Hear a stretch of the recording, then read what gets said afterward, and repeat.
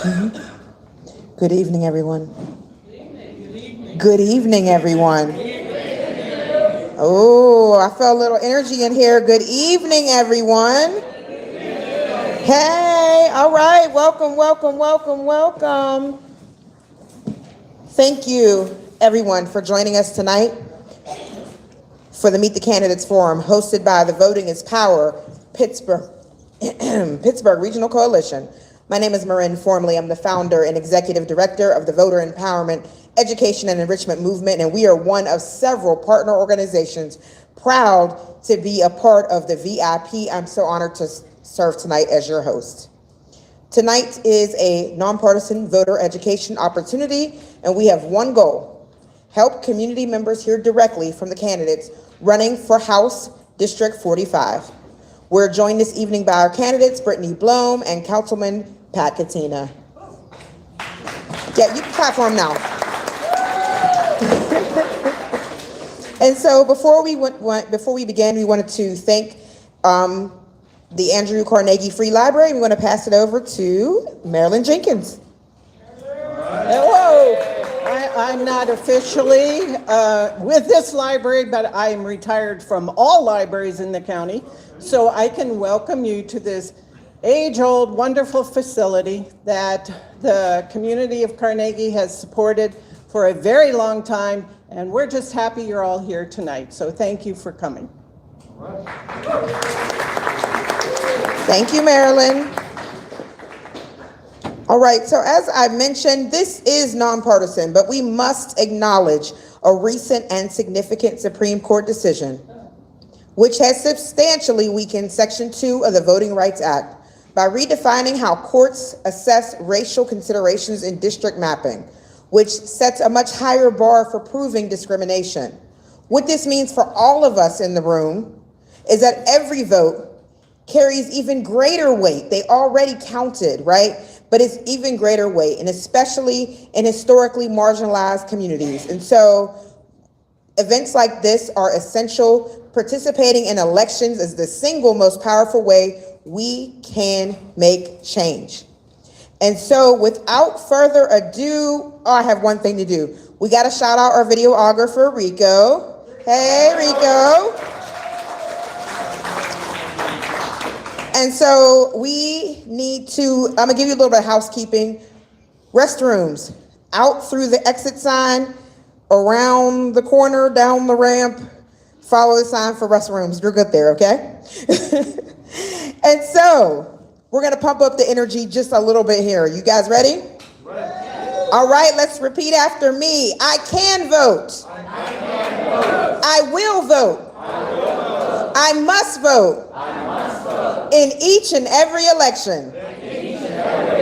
One more time, I can vote. I can vote. I will vote. I will vote. I must vote. I must vote. In each and every election. So now it is my pleasure to introduce our moderators for this evening, and I'm going to read their bios. Y'all ready? So first, we're going to start off with Josiah Gilliam. He is the Executive Director for PUMP, a Pittsburgh area civic engagement, recreational, and community programming organization celebrating its 30th anniversary in 2026. Go PUMP! Previously, he served as Special Initiatives Coordinator in the Pittsburgh Mayor's Office for Mayor Gainey, as well as My Brother's Keeper Coordinator for Mayor Peduto. Josiah is a graduate of Penn State and Leadership Pittsburgh's LP and LDI programs. Give it up for Josiah. And last but not least, we have the one and only Tanae Kroom in the building. She is a veteran broadcast journalist and public relations executive, currently president of a boutique public relations agency, Tanae Kroom Communications. Previously, she served as director of communications for Pennsylvania State Representative Ed Gainey during his successful mayoral campaign, which resulted in his election as the first Black mayor of Pittsburgh. This former Director of News and Public Affairs for American Urban Radio Networks, Sheridan Broadcasting Network, and WAMO FM and AM has received numerous awards for her contributions to broadcasting. Tanae is also dedicated to community service as Director of Publicity and Communications to the National Council of Negro Women, also known as NCNW of Greater Pittsburgh, and the League of Women Voters of Greater Pittsburgh. Put your hands together for Tanae. All right, let's turn this over, y'all, to the moderators. Thank you. Greet everybody, then I'll jump through everything. Okay.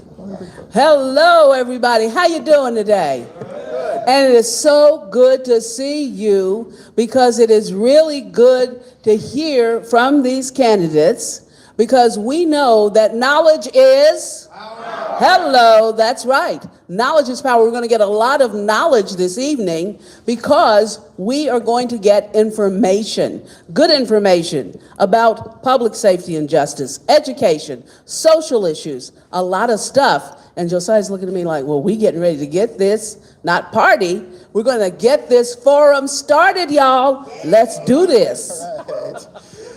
Good evening, everybody. Thank you so much for being here. And again, I just want to echo the thanks to the Carnegie Library and all of the partners. Really nice to be in community with everybody. I'm going to quickly go over how we got here and then the rules of engagement. And we're going to jump right in because the point tonight is to hear directly from the candidates. A quick reminder to please turn off or silence your phones. Candidates have agreed to a forum protocol that we will go over here shortly. So we'll explain how the forum is going to go back and forth and things like that. And we want to thank the community because the community submitted questions that we'll hear tonight, as well as partners within the coalition. So these are not questions that we came up with. These are things that folks want to hear about, are curious about, would like to learn more about. And so thanks to all that participated, submitted a form, sent an email, sent in a text. We greatly appreciate it. Okay, and now to quickly review the rules that the candidates have agreed to, and those that we ask of you, the audience, before we really get started with not the party, but the forum. In hopes to get through as many questions as possible during the 50 minutes or so we have, we ask that the audience be silent throughout the forum, and we ask you to refrain from clapping or making verbal outbursts of any kind. If an audience member persists, the moderators may ask them to leave. We will proceed alphabetically for the initial ordering of questioning, but then questions will be asked in a rotating manner so that candidates will take turns to be the first to answer a question. Questions with a response time of 2 minutes will be addressed to both candidates.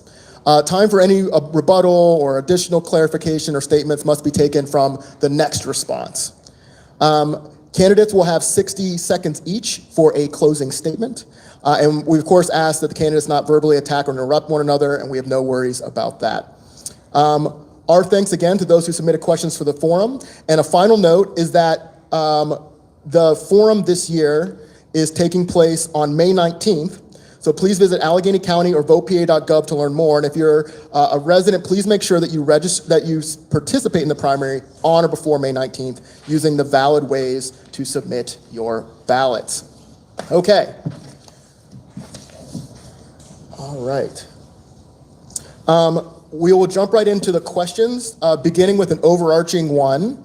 What do you see as the most pressing issues facing residents in the district, and how would you address them? And we'll start with Ms. Bloam to begin with. Good evening, everyone. How about that? There we go. Good evening, everyone. My name is Brittany Bloam. Thank you all so much for being here, and thank you for all the organizers and our moderators for having us this evening. This is great. In knocking on doors and talking to voters, in speaking with current Representative Anita Kulik, the biggest issues facing voters today and residents of our district is affordability. Everything is too expensive. People are feeling the squeeze on all sides, from gas to utilities to groceries. And we, as a state government, need to serve as a backstop to ensure that our citizens can really afford to live. One of the things that I talk about a lot is childcare. I don't want to say it radicalized me, but in a way it did. When I started working I've been working a long time, but once my kids were born, I realized just how expensive childcare is and how our childcare workers are oftentimes making minimum wage, having a second job, struggling just to support their own families. And to me, that is a failure of our economic system, and we need to do a better job there. Another big issue facing voters in our district is property taxes and being priced out of their homes. We need to find ways to fund our schools that are not completely dependent on property taxes, especially seniors, and ensure that our schools are fairly and equitably funded. Thank you. Same question. Top issues facing District 45. Obviously, before I begin, I'd just like to say that there was a serious fire in Bridgeville last night, and I would like to thank all of the volunteer fire departments that responded. Their fire chief was injured, is in the hospital, but I believe he's been released. The resident was severely injured, and that's obviously very concerning when you have that many people displaced. Volunteer fire departments are crucial to basically the district. In case any of you don't know, we don't have paid fire service. So obviously, volunteer fire departments are critical. They're the ones that respond and put their lives on the line every day when they're out there and coming to your protection. So obviously, volunteer firefighting is a key priority that I feel that needs addressed in the district, but across Allegheny County and across the state of PA. Obviously, we have infrastructure issues in the 45th district. Being from Carnegie, I've been part of flooding, obviously. Once Ivan hit the town, I came to try to rebuild Carnegie with many of my colleagues, the Carnegie Community Development Corp. But flooding is basically severe across the entire district, whether that be McKees Rocks, Bridgeville. Bridgeville had loss of life in the last storm about 2 years ago, where the town was severely flooded. We had loss of life during Ivan. Is my mic not working? Can you hear me now? Okay. We had loss of life with Ivan. So obviously infrastructure, one of the things that I did for infrastructure was to address the Route 50 corridor flooding, which is a serious problem between Scott Township, Bridgeville, and the connecting communities and Carnegie.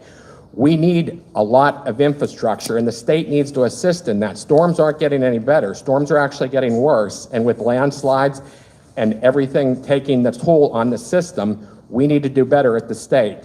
As far as affordability, we all know the country is literally upside down as far as affordability goes. People are being priced out of homes. Actually, I'm working on a bill at County Council right now that will basically try to deal with the out-of-state landlords coming in and buying up property. So there are many issues that District 45 is facing. Economic development and getting good paying union jobs is important as well. So thank you.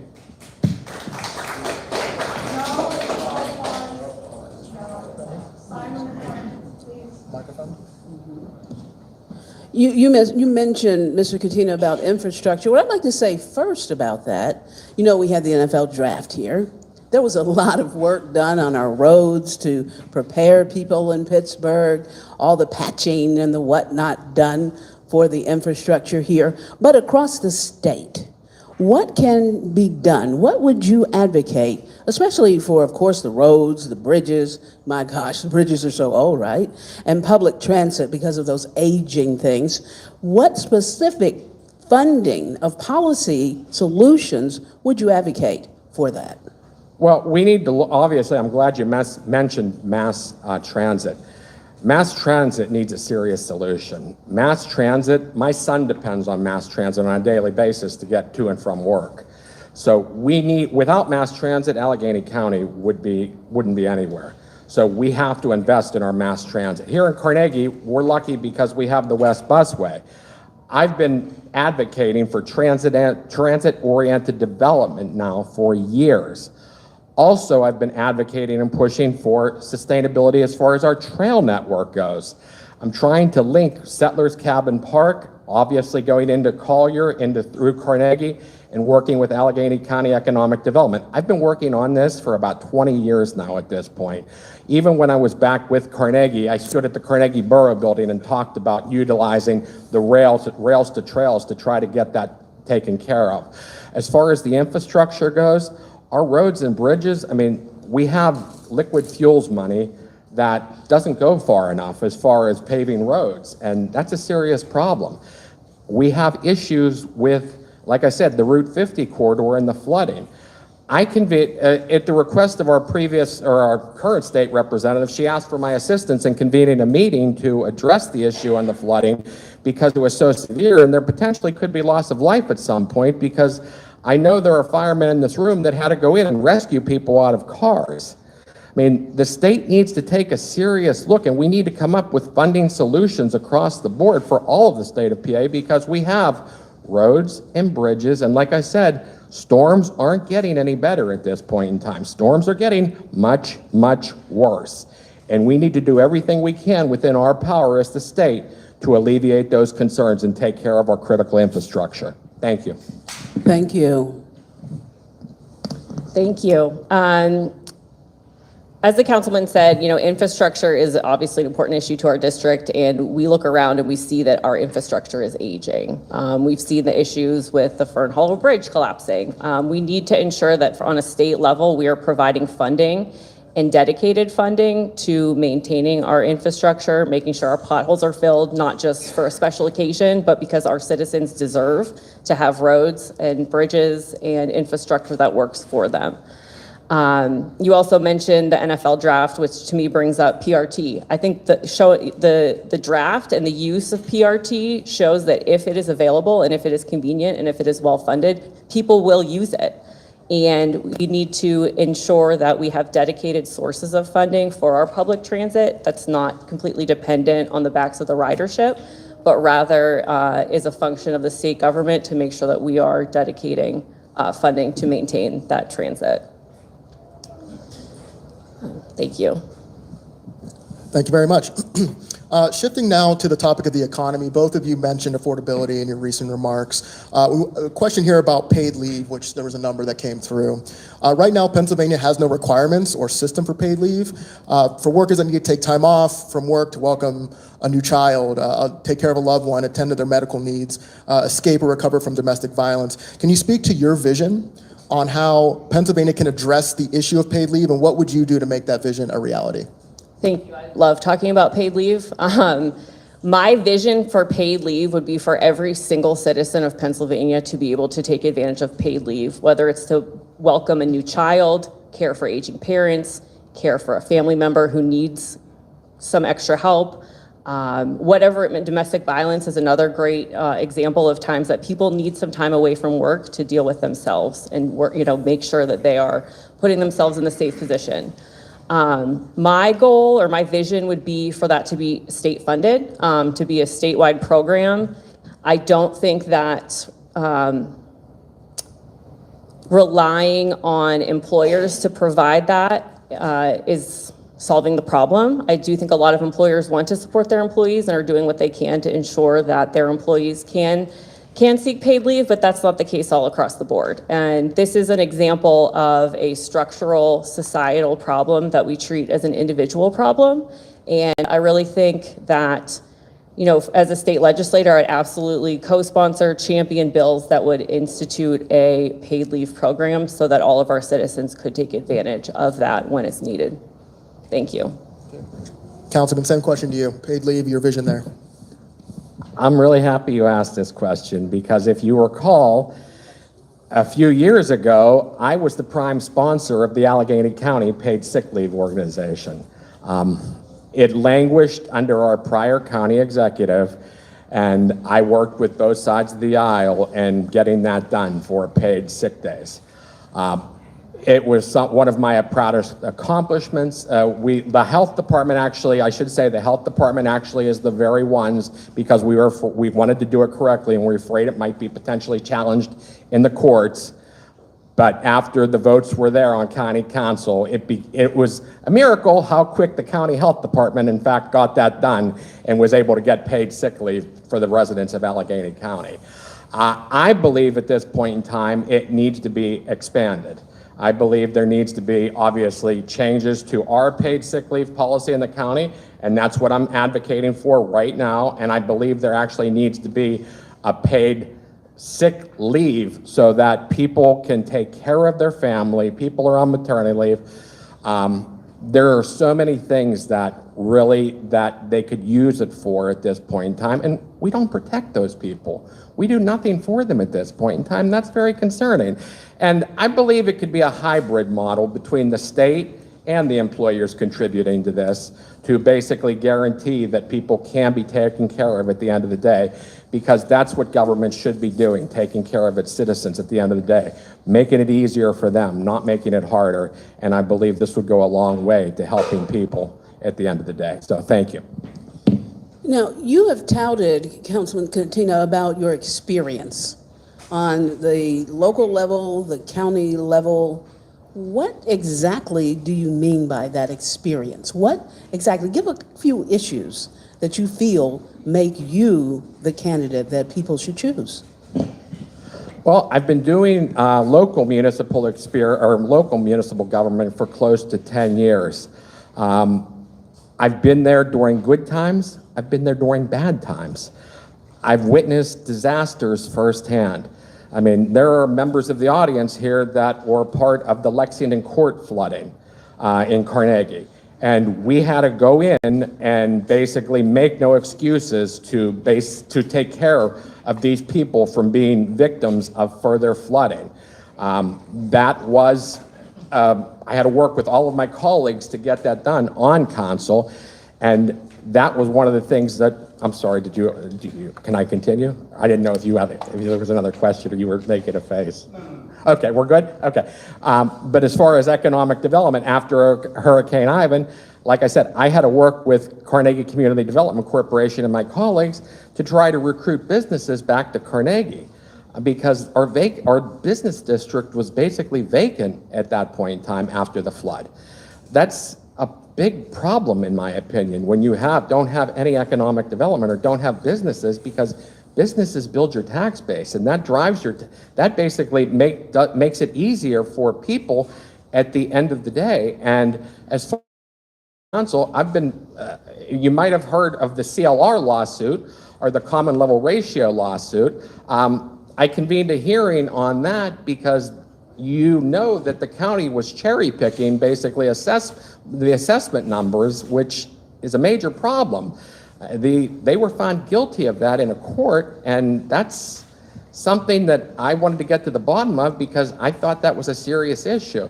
As far as volunteer firefighting, I've passed the volunteer firefighting tax credit to basically reward the volunteer firefighters of the Allegheny County, because I thought it was very important to try to show them a thank you for what they do. So thank you. Sorry. Now, Ms. Bloam, what do you say to someone who says, well, you've never been, I shouldn't say you've never been, I'm making an assumption. What do you bring to the table for being in that office? Yeah, thank you for that question. So we didn't do opening statements, so I guess we'll back up a little bit to who is Brittany, right? Like, what brings her here today? So I grew up in Elk County in a union family. I watched both my parents go to the factory every day to work. I saw what those great union jobs did for us and the great work ethic that my parents had. Unfortunately, when I was in high school, the factory where my dad worked shut down. And at that point, I saw what happens when you lose a good union job, the effect that that has on a family and a local community. And I also watched my dad go through retraining, find another job, just the work ethic behind providing for a family. And that has guided me since that day. I worked my way through Gettysburg College and Pitt Law. I have established a legal career based on hard work, preparedness, really detailed analysis of the rule of law. And I've spent the last 15 years working with people that I don't necessarily agree with to solve problems and get things done. My experience most recently in the last 5 years or so has been zoning, land development, local government. I spent a lot of time in front of local governments, working with local governments, studying municipal law to get things done. And I think both that lived experience, also as a mom, my girls I think are still here somewhere. Dare I say moms get done. And if anyone has ever had to negotiate with a toddler to get to school in the morning, you know that's a whole set of skills on its own.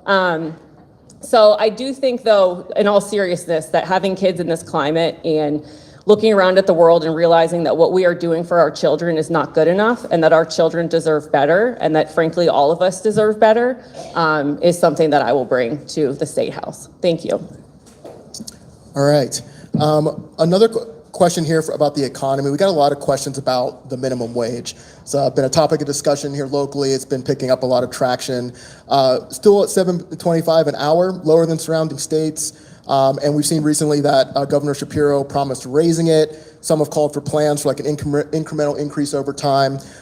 Could you speak to what your position is on the minimum wage, and if we were to raise it, how we would go about doing that? And I think we're with the councilman first.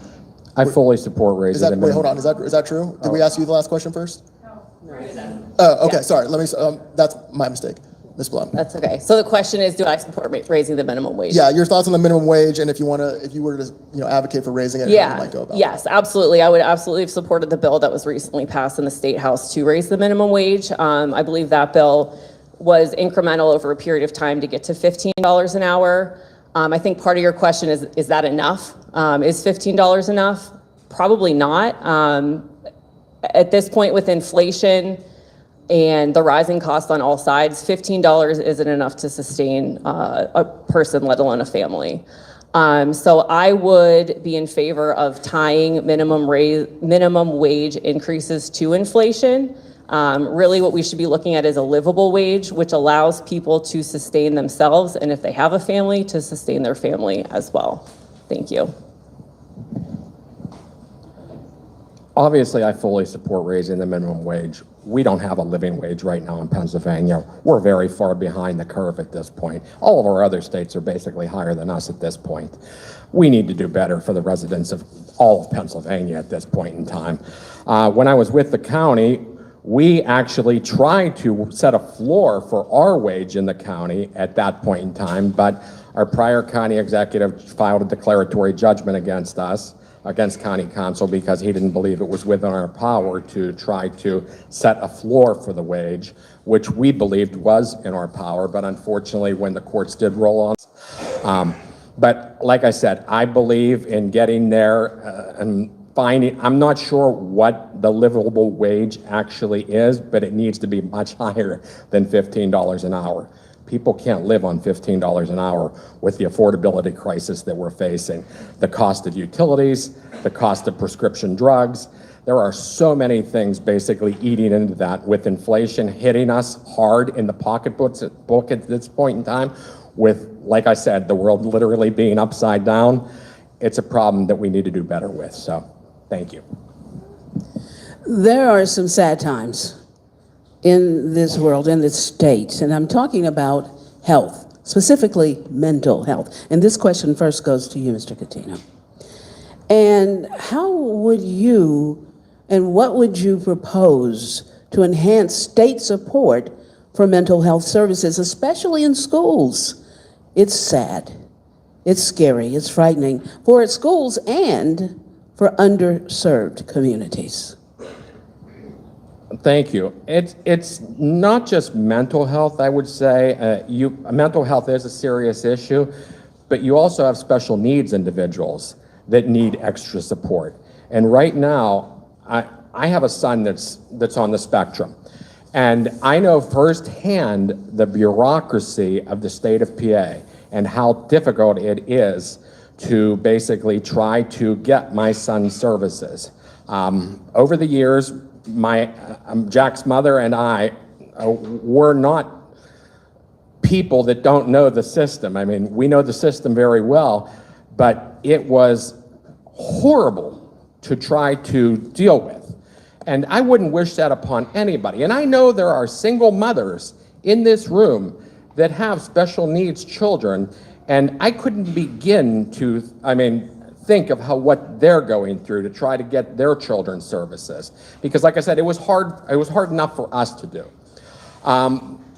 Mental health is a serious issue that the Allegheny County struggles with it all the time. We have so much need and not enough dollars to go around. We need to leverage every dollar that we can get for that mental health, because we have a mental health crisis.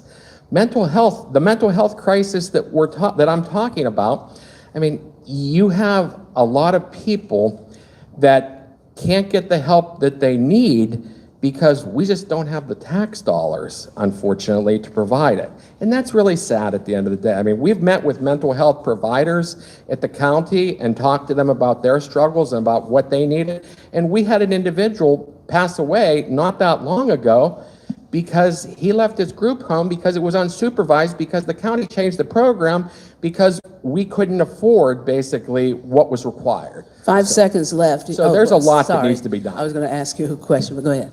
Sorry, you have no more time. Absolutely, yes, of course. All I was right, saying he didn't have more time. Oh, Your time thank now. you. So I think I heard two parts to your question, addressing mental health in schools and then addressing mental health in our communities. So starting with schools, I think there's also two pieces to that. There's the teachers and there's also the students. We have a lot of great dedicated school counselors that are providing mental health care to our students, but they need more support. Is this on? Yeah, it's on. Okay. They need more support. We need to make sure that all students have equal access to counseling and mental health services at school, and that also starts or goes back to equitable school funding. On the other side of that, we have teachers who are often kind of serving this role as pseudo counselors, and it's very taxing for teachers who, you know, they've got a room full of kids, they're trying to teach them math, how to read, how to tie your shoes for elementary school, and also serving the mental health needs of their students, and that also leads to teacher burnout. So we also need mental health support for teachers and additional just general aid to teachers in the classroom to make sure that the students are taken care of. On the community end, I think was the second part of your question. From my experience in the, like mental health counseling and helping people find that type of care, it can be challenging because there aren't enough therapists, there aren't enough counselors, and part of that goes back to burnout as well. I think especially during COVID, a lot of people started seeking mental health care, which is great, and we should encourage that, but that also, you know, for the providers became a great source of stress and overwhelm. So I would support incentives for people who want to go into those professions that support counseling, support mental health care, especially for those who want to go to schools to support student mental health care to help them get that education and get into that field. Thank you. I'm going to stick with a somewhat related topic. 2026 marks the 36th anniversary of the Americans with Disabilities Act, but many barriers still exist for folks with disabilities. I want to acknowledge that this building has wonderful accessibility features, and so we appreciate that. As a state legislature, you know, what can the Commonwealth do to better provide accessibility? What's your thought and vision there, Ms. Bloom? Thank you. Yes, I did. This building does have great accessibility. It was very easy to get down here. So I think that as a state, we need to use the ADA as a floor, not necessarily ceiling, right? Like the ADA and the protections that it provides is the minimum that we can do. This isn't just about, you know, putting in an elevator so that people can access the basement. It's really about human dignity and their ability to participate in society. I would encourage the creation of a central state agency that was tasked with doing accessibility audits, especially of public places, public buildings, because at this point, enforcement of the ADA is really up to the individual. And so individual people have to file complaints and go through this whole process when they're already, you know, dealing with the need for accessibility in their regular lives. Really, like a government organization or office is more capable and equipped to ensure that accessibility measures are complied with. I would also support dedicated state funding to helping local municipalities institute accessibility measures to allow their citizens to participate in their communities. Thanks. Now, Councilman Catena, the same question. Thank you. I'm very proud of this building. This building is a spectacular example of being accessible to the entire community, and it's a gem of the community. But unfortunately, Carnegie, being an older town, struggles with handicapped accessibility, especially some of our stores on Main Street. Some of our stores on Main Street, unfortunately, aren't accessible to the handicapped. That's a problem. That's where the state needs to step in. I mean, we have the Main Street Matters program. We need to come up with dedicated funding to specifically send to businesses or specifically earmark for businesses. Maybe it's a matching program. It could take a variety of different venues to deal with this, but we can do better. Everyone shouldn't be shut out because they have special needs or they're disabled or what have you. As Brittany has said, this really needs to be a floor. I mean, we can do better for all of Pennsylvania. And it's kind of sad when you really think about it, though, for these people that, I mean, all they want is basic human dignity, and sometimes as a state, we're not providing that. And in my opinion, that's a serious problem. I mean, we need to include people, not exclude people. So we can do far better with that. And like I said, an incentive program, a matching program, whatever form it takes, that's what I would advocate for. We need to advocate for everyone on special needs and disabilities. Okay, Mr. Catena, do you support reforms to modernize the state's criminal justice system, including probation and parole policies? Yes, I do, obviously.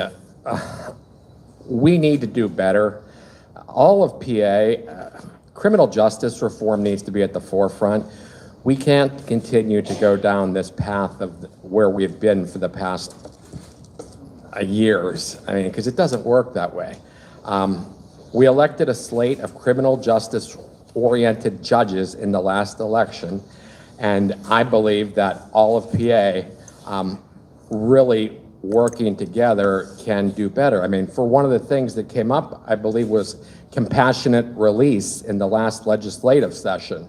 Compassionate release should be something that shouldn't even be really questioned. I mean, it's being adjudicated by, obviously, a judge and a parole officer and what have you, so I'm not sure why we wouldn't move forward with a compassionate release program, but I know there were people that were against it at that point in time and voted against it at that point in time. And I think we need to do, like I said, do better in every stretch of the imagination, because keeping people behind bars isn't the answer. We need to do what we can to basically reform the process and ensure that we're getting them all the resources that they need once they're in the system, and getting them out to be productive members of society. Reforms to the criminal justice system, and specifically I want to talk about the process after a person serves their so-called debt to society, right? I think we can all agree that after that debt is paid, we want people leaving the justice system to re-enter society and not reoffend, not find themselves back in the system. And in order to do that, we need to be supportive of people who are leaving the system, whether it be through rehabilitation programs to, but job reentry programs, retraining, support to get people back on their feet. Because one of the big causes of people ending up in the justice system is frankly poverty. And so we need to make sure that people have enough money, they have a job, they have an economic opportunity to keep them out of the system in the first place. Thank you. Thank you. Shifting now to the topic of energy, we've got a lot of questions about AI and data centers, and so we want to get your take there. This has been a big topic of conversation recently. There's even been discussion at the Pennsylvania House Energy Committee. Multiple AI data centers have been proposed across southwestern Pennsylvania. Sometimes there's concern that developers are keeping these projects quiet. People are concerned about impacts to their energy costs, like how much they're paying for electricity and stuff like that. And local governments have been scrambling to create zone rules, and lawmakers are debating environmental and community impact rules for AI data centers. What's your position on regulating data center development, and how would you speak to the kind of tension that we hear between the role of local governments and statewide government? Start with you, Ms. Bloam. Okay, thank you. So I'm a land use attorney, right? So this is the kind of stuff that I think about all the time. You spoke to the tension between state level regulation and local governments. I mean, really the way our Commonwealth is set up is so that local governments and local boards have as much say as possible on where developments can be located and the impact of those developments on their communities. Unfortunately, a lot of local, especially smaller municipalities, especially in rural areas, aren't necessarily equipped for the scale of development and the sophistication of development like data centers. And so I would support regulation, guide rails, so to speak, on the state level as far as energy usage of data centers, their impact on the surrounding environment, to ensure that the costs of increased energy usage, effect on water, those things are not on the backs of the local communities in which these data centers enter, while at the same time allowing local municipalities to retain control over their zoning ordinances, for example, like where do we want these things, but also more state support to help local governments be prepared for these, and not just data centers. I mean, we've seen the same thing with solar fields. We've seen the same things with fracking. These are all huge types of development. This is just another version of, the next big move of development, and local governments do need more support to be prepared for those things coming in. Thank you. Same question? Okay. Plot twist, same question. So I've said before, all politics is local, and I believe that local bodies ought to make local decisions, especially concerning data centers. Now, I also believe that the state could basically come up with a model ordinance for data centers. That was something that we did in Allegheny County with stormwater management. This county created a model ordinance that obviously, if municipalities wanted to use, they could use the ordinance. I believe the state could do the same thing with data centers. As far as, I personally, I know I'm very concerned about the energy costs and about the water usage of data centers. I don't believe that any resident should pay for these costs that potentially could be going up and up and up with energy consumption of these data centers. So I believe we need to do at the state level, make sure that data centers, when they're being built, if they're basically going to be using a lot of energy, then they ought to be paying for that up front. They ought to be paying for that. That ought to be almost a consumption tax, I guess, or whatever we call it, that they ought to be self-funding that data center, or whoever's basically doing that. Same thing for water, because we know the cooling of these data centers and the amount of water that they use is huge. And we can't pass that cost on to the residents either. I mean, these data centers are multi-billion-dollar companies. They can afford to basically do this, and I believe that we can't push it back on the residents. So that's what I would recommend that the state do, and that's what I would advocate for. And as Josiah said, we're going to be having a couple of questions about energy in the next one. Natural gas is a considerable natural resource, of course, and a constant topic of attention and discussion here in Western Pennsylvania. Do you, and I didn't say Councilman Catena, sorry about that, do you envision a way to leverage our resources into a renewable energy future? And if you do, when and how do we proceed? Well, there's this misnomer that we can't have good paying union jobs that also can't be green.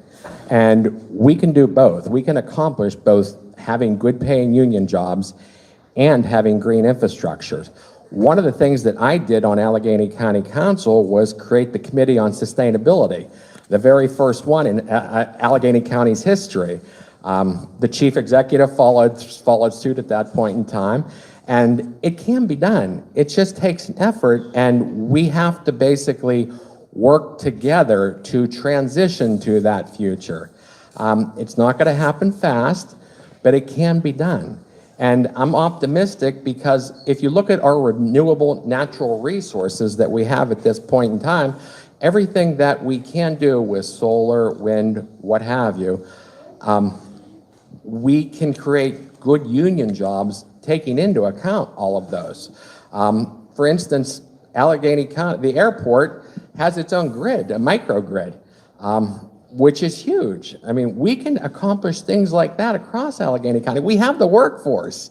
I mean, you just saw the money that was spent at the airport for the modernization, and we had great paying union jobs out there, and we're sitting on resources right here in Allegheny County and southwestern Pennsylvania that we can transition to all of those things. It just takes an effort and it takes an investment. And I would basically work with state government to basically come up with means, targeted means, to basically get those investments online sooner and maybe come up with tax credits for all of those. So thank you. Okay, I have a new microphone. Thank you. Thanks for sharing. So we, I think, are in a great position to help leverage our local resources, our local workforce, our local people to transition toward more renewable energy. This is, as the councilman said, not a thing that can happen overnight, but we've seen, you know, with the status of our grid as it is, we need to be investing in additional sources of energy. And so things like solar, things like wind, things like renewable energy sources. And one of the ways to do that on a state level is to make the process to get these programs, these developments online, is to reduce some of the red tape. It really does take a long time to get these, for example, a solar array onto the grid, and we need to make it more of a streamlined process while still, of course, protecting local communities and ensuring that the development is sustainable, smart, appropriate. But excuse me, as the councilman also said, you know, we've got a lot of great workforce. We've got a lot of great union workers. We are skilled labor. Like, we can do this in our area, and we should do this, and we should make it a priority. You're welcome. Okay. One last question, kind of in the realm of the energy, of the energy and kind of environment topics. You both have talked about the impacts of, you know, strong storms in the region, you know, flooding that's impacted communities. What actions would you like to see the state take to address any amount of concerns? Flooding, air pollution, or other environmental impacts, even environmental impacts of some of the extraction that we were just talking about. What's your vision on how the state should be showing up for communities in this time? Sure, thank you. I mean, this kind of goes along with what I was just saying from a state perspective, that we could streamline opportunities to get renewable energy projects online. From a larger perspective, obviously pollution is a problem, and that is not a problem that can be solved solely on a local level, right? I mean, our air filters around, we all breathe it. And so the state needs to take a role in ensuring that our air quality is maintained and improved. And a lot of that will come from ensuring that we are requiring that corporations comply with already existing regulation as to pollution and air quality, discharge into our rivers, those types of regulations already exist. We need to make sure that they are complied with, and also consider making them more stringent, because the problem isn't getting any better. Thank you. Thank you. Same question, okay? So I guess one of the things, I mean, like I said before, I mean, storms aren't getting any better. They're only getting worse. And the effect that it has on our infrastructure. Last year, around this time, I believe it was the end of April, we suffered one of the worst severe weather events that I've ever experienced in my lifetime across Allegheny County. We talk about storms typically hitting parts of the county. That storm literally impacted the entire county. We had close to 4,000 calls into our 911 center.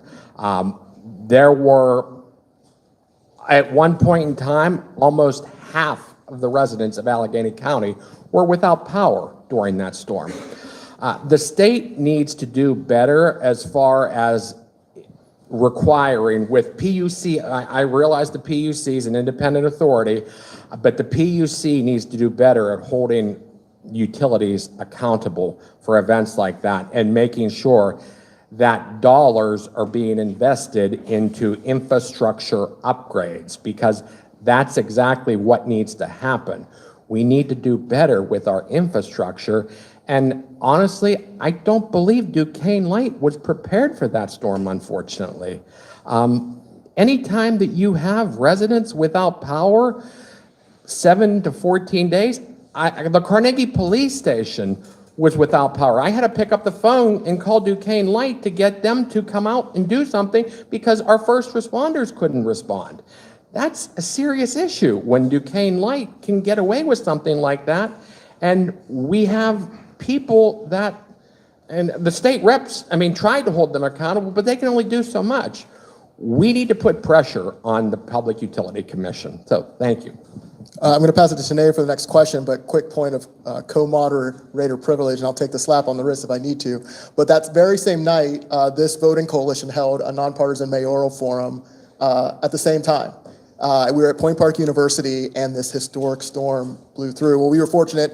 Everyone was safe. We didn't lose power. As folks will know, there's a lot of energy grid resilience in downtown, and a lot of the electrical infrastructure is underneath the ground, so we weren't impacted. But yeah, historic storm, and we were holding a forum like this for the Pittsburgh mayoral race. Okay, on to our next question.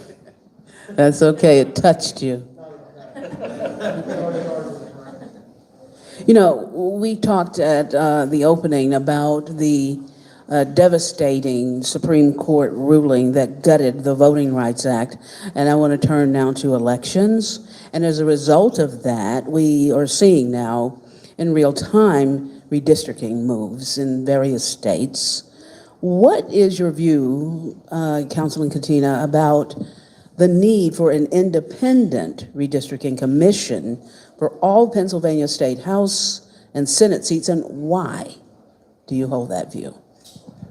I believe in an independent state commission. That's the fairest way to do it. I don't support what you see going on across the country now with the Supreme Court got with the most recent Supreme Court decision and gutting the Voting Rights Act. That's disappointing, to say the least. I never thought I'd be living during a time that we were making it more difficult for people to vote. But these are uncertain times. These are times where our democracy is under attack. The president, unfortunately, is saying and doing some very strange things, to say the least. And it's just very disappointing that we want to disenfranchise any voter from casting a ballot. That's what this country is based upon. So I believe we need to do everything we can within our power to encourage people to participate in the process rather than to make it more difficult for them. I know the president wants to take away mail-in ballots and wants to do this, that, and the other thing, but really, why aren't we encouraging people to participate? I'll never understand that philosophy, but I guess I never will, so thank you. Thank you for that question. I've served as an election protection volunteer, and I've also worked as a poll worker because I wanted to see, what is it like from the other side of the voting booth. And I can say from my personal experience, having served for several cycles, that our elections are free, fair, and open. And we should be encouraging and allowing mail-in ballots. And on top of that, we should be funding additional places where people can drop off their mail-in ballots. I would support pre-canvassing of ballots so that the process could be sped up. But getting back to the root of your question, which was about redistricting, I absolutely would support the constitutional amendment that would be required to create an independent redistricting commission. I think, again, our communities, our citizens across the state and the country are just sick of this political football and the chaos coming from Washington. And this is one of the ways that we can work to ensure that everyone's vote is as equal as possible. With the gutting of the Voting Rights Amendment by the Supreme Court, which is disappointing and frankly, unfortunately, not unexpected, given the way the court has been packed over the last several terms. We as a state and as a Commonwealth need to ensure that our citizens are protected in the best way that we can. And one of the ways we can do that is through that independent redistricting commission, and also making it easier to vote, and also ensuring, again, back to the point that our districts are fair so that everyone's vote counts equally and that our minority communities are not disenfranchised. Thank you. One more question about elections. A lot of questions about this that were submitted. I think fair to say people are concerned, about the current state of things. Are there any modernization reforms that you would support? You mentioned maybe establishing additional ballot sites, but early voting, same-day voter registration, and technological upgrades. Anything else that you'd be in favor of to ensure that our elections are accessible, efficient, and secure? Sure, absolutely. I absolutely support same-day registration, same-day voting. I support open primaries. It's been really interesting over the course of the last several months talking to voters and talking to neighbors, how many people aren't necessarily or aren't registered with a political party. And that shuts them out of the primary process. And in many cases, the primary is what determines who the representative will be in that district. And it disenfranchises independent voters to not be able to participate. So I would support opening up the primaries to allow those people to participate. I'm very thankful to several people who actually changed parties or updated their registration in order to be able to vote in this election, but they shouldn't have had to do that. Again, if we want to continue or do better to enable people to participate in our political process, we need to make it easier for them to do so. And so open primaries, same day voter registration and vote, same day voting, and also, as I mentioned, additional drop-off sites for ballots. Yes. Obviously, one of the big holdbacks right now is the pre-canvassing. We need to be, in Allegheny County, and other counties across the state, that's an issue. We can't do that until the morning of. If we could do that sooner, faster, we'd have results ready to go. Allegheny County's done a great job. County Executive Innamorato, as far as having different ballot sites across the county at the ice rinks and what have you. We've taken the lead in southwestern Pennsylvania, but all counties aren't like that. So we need to do that across the state. And if we can get one more person out there to vote at the end of the day, I believe we've done our jobs as elected officials, because that's all that matters. We're just trying to get people to basically participate in the process that our country is founded upon, and nothing would make me happier in order to do that. I tell you, what you said is the basis of what we're doing tonight. And guess what? Wow, time flies when you're having fun. It's time now for closing statements. And I guess we throw it. I believe it's the councilman first. Okay. 60 seconds. 60 seconds for your closing statement, please. Thank you. I would like to, I would obviously like to thank Brittany for her participation tonight. Thank you for all of you, and thank our audience for coming out tonight.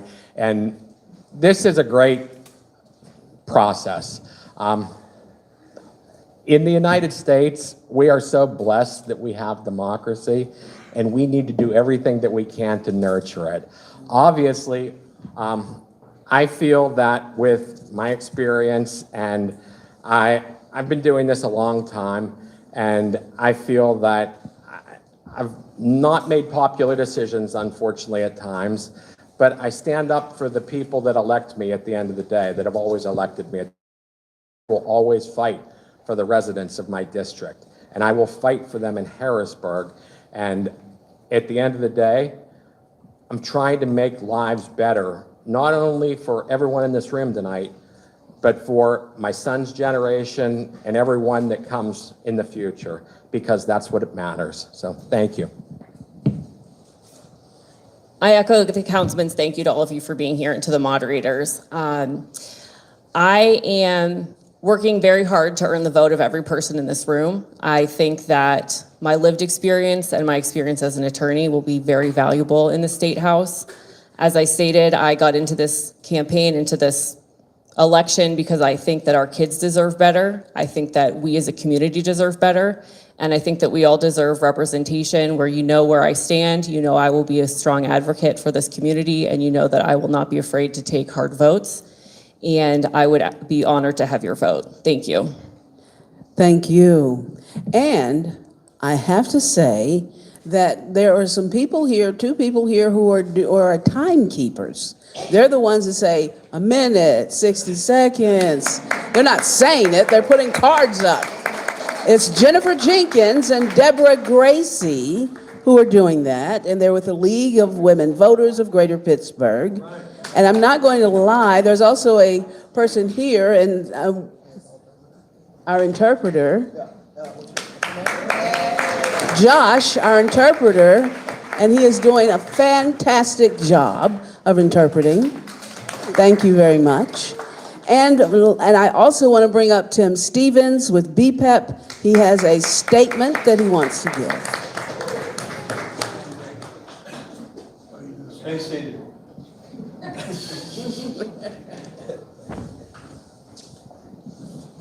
Oh my.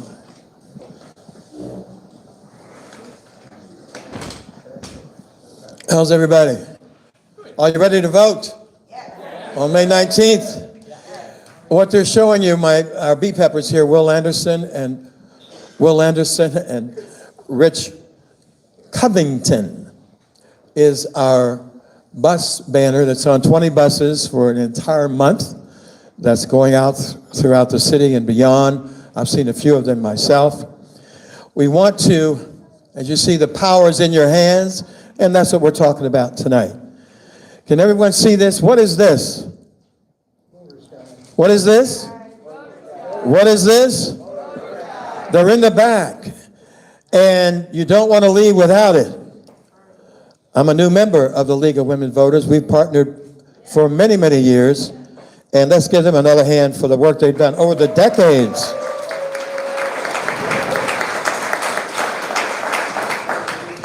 Some of the active partners of the Voting is Power Coalition include the League of Women Voters of Greater Pittsburgh, the YWCA of Greater Pittsburgh, the NAACP Pittsburgh branch, the Greater Pittsburgh Nonprofit Partnership, VEEM, V-E-E-M, the Links of Greater Pittsburgh, the John Lewis Transformative Justice Coalition, PUMP, Vote Riders, the Urban League Young Professionals, One Hood, APA, Amachi, Black Voters Matter, Just Harvest, Women and Girls Federation, and of course, the Black Political Empowerment Project. Give them all a hand. Those are our active partners. That what we do to bring all of this together. I just want you to know, as the founder and CEO of V.I.P., we celebrate this month on the 21st, 41 years of service to the Pittsburgh region. Thank you very much. And the proud advocacy that African Americans vote in each and every election, and we encourage all people to what? Vote in each and every election. Our power as a people lies in continuity, consistency, and commitment. The future of Pittsburgh, the future of Allegheny County, the future of the Commonwealth of Pennsylvania, and the future of our nation is not in the hands of politicians, but in the hands of you, the people. Am I right? Every day across this nation, we witness the impact of those in political power to affect our daily lives. So on Tuesday, May 19th, you have the power throughout the Pittsburgh region to help nominate the candidate of your party for Pennsylvania governor, Pennsylvania lieutenant governor, U.S. representatives in the Congress of the United States, Pennsylvania senators in even-numbered districts, numerous Pennsylvania state representatives, committee persons in all election districts, the Democratic state committee persons in senatorial districts 37, 38, 42, 43, and 45, the Republican committee men and women, Republican state committee persons by the senatorial district, and Republican state persons at large. In conclusion, the impact of politics is at a level many of us have never witnessed. Am I right? Yes. When you don't vote, you disempower yourself, your family, and your community. Vote on Tuesday, May 19th, and put it down now for November 3rd. That's going to be huge. And have a lifetime commitment, whoever you are, whatever you look like, whatever party you're from, to vote in each and every election. We're also asking if you want to work with us on election protection. V.I.P has done this for many years. It's a nonpartisan effort. Any people, regardless of race and all that, we send people throughout the district, throughout the county, to check on voting areas and polling places and make sure everything's okay. We also provide free transportation to many of the areas in the Pittsburgh region, and at 412-212-8775. You want to write that down. If you want to work with election protection or whatever, 412-212-8775. So what we're going to do, we're going to vote when? In each and every election. We're going to swing it back. How about another hand for our moderators? And we have our facilitator. You going to come up and say anything before we finish? Okay. Let's give him a hand because he's one of our quiet leaders. But Sebastian Lacey, ladies and gentlemen, has been facilitating. We're going to swing it back to you. All right, folks. One more time for our candidates. Ms. Bloam and Councilman Catena, please. Let's hear it for them. Thank you both for your time. We very much appreciate it. Thanks again to the Carnegie Free Library, to all of our sponsors, to all the partners, to the volunteers, ASL interpreters, to RICO, and finally to the audience. To those of you in person and those of you tuning in online, we appreciate it. We'll ask the candidates to stay for a quick picture and then a picture with the partners. Please help yourself to the refreshments. Take some for yourselves, for your friends, your family, and we'll see you next time. Thanks, everybody.